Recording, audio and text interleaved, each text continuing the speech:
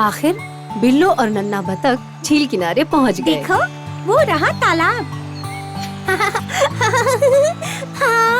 अब जल्दी से अपनी माँ को तलाश कर लो। झील किनारे पहुंचकर अपनी माँ को ढूंढता नन्हा बतख पानी में किसी को देखकर हैरान रह गया।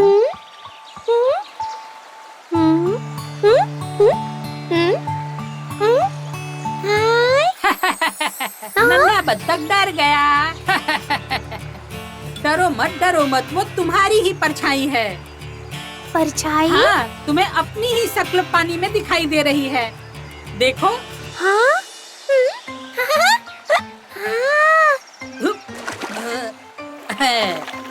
कैसा लगा नन्हे बत्तख? हाँ, पानी में भी और जमीन पे भी चल रहे हो। क्या आप मेरी अम्मी हैं? नहीं, मैं तो मेढक हूँ। तुम्हारी अम्मी तुम जैसी होगी ना।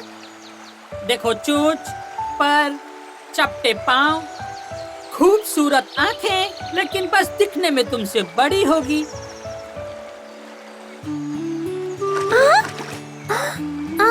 ये सब कौन है? ये भी इस झील के बासिंदे हैं। मैं मिस्टर मेढक मियाँ और ये मैं कछुआ शेख। और हम मछलियाँ। नन्हे बतख को बहुत सारे नए दोस्त मिल गए।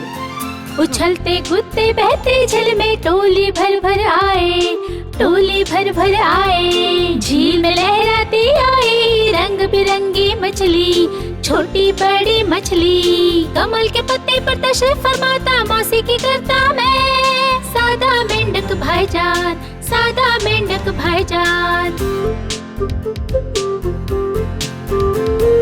हमरा है अपने फिर अपना हसीन कछुआ भाईजान, हसीन कछुआ भाईजान। तैरता कैसे हमरा सभी के देखो ये नजारा। नन्हे आओ तुम भी पानी में।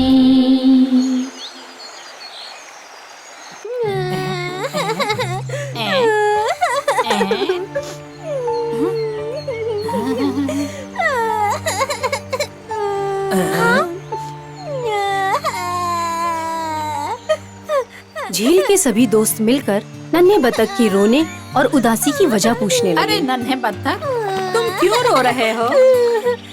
इतनी देर हो गई, अम्मी नहीं मिली। तालाब किनारे मिलेंगी यही बोला था यहाँ पे सबने। हैं?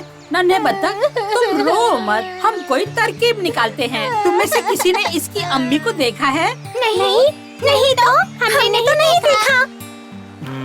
नदी के उस पार एक बतख अपने बच्चों के साथ शायद कुछ खाना ढूंढ रही थी। वो इसकी अम्मी हो सकती ऐसा है तो नन्हे बत्तख बिल्कुल वक्त मत गवाओ, तुरंत निकल जाओ। ये झील तैरकर तुम उस पार जा सकते हो।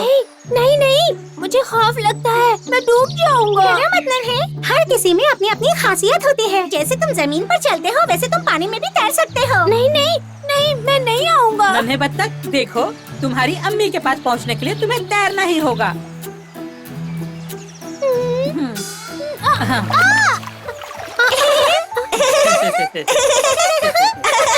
तुम खौफज़दा ना हो नन्हे बतख, आगे बढ़ो। तुम अपनी माँ को तलाश कर लोगे। जल्दी जाओ नन्हे, नदी के उस पार तुम्हारी अम्मी तुम्हारा इंतजार कर रही होगी।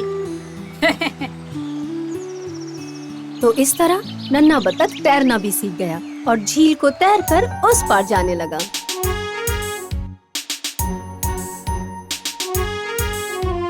छोटी नदी तैरते हुए नन्हा बतख गाए, नन्हा बतख गाए, नन्हा बतख गाए। छोटी नदी तैरते हुए नन्हा बतख गाए, नन्हा बतख गाए, नन्हा बतख गाए। धीरे से तैरता आए नन्हा, धीरे तैरता आए, नदी तैरता आए। धीरे से तैरता आए नन्हा, धीरे तैरता आए, नदी तैरता आए। मस्ती में तैरता नन्हा बतख अपने सामने एक मंजर देखकर रुक गया। पानी में सर डुबाकर मछली ढूंढता हुआ एक सारस पक्षी। सारस की लंबी चोंच और पंख देखकर नन्हे बतख को लगा कि यही उसकी अम्मी है। अम्मी, हाँ, क्या हुआ? अम्मी। अम्मी? नन्हे बत्तख, मैं तुम्हारी अम्मी नहीं हूँ, मैं तो सारस पक्षी हूँ। सारस पक्षी? वो कैसे? बतख नहीं हो तो पानी में कैसे रह सकते हो? मेरी तरह चोंच, पंख और सब कुछ तो है। मैं पानी में तैर नहीं रहा था, मेरे लंबे पैरों पर खड़ा था। मैं तो सारस पक्षी हूँ, लंबी चोंच और लंबे पैरों वाला सारस पक्षी। पूरे झील उड़ता फिरता रहता हूँ। बड़े से परों को हवा में फैला के आसमां पर राज करते हम।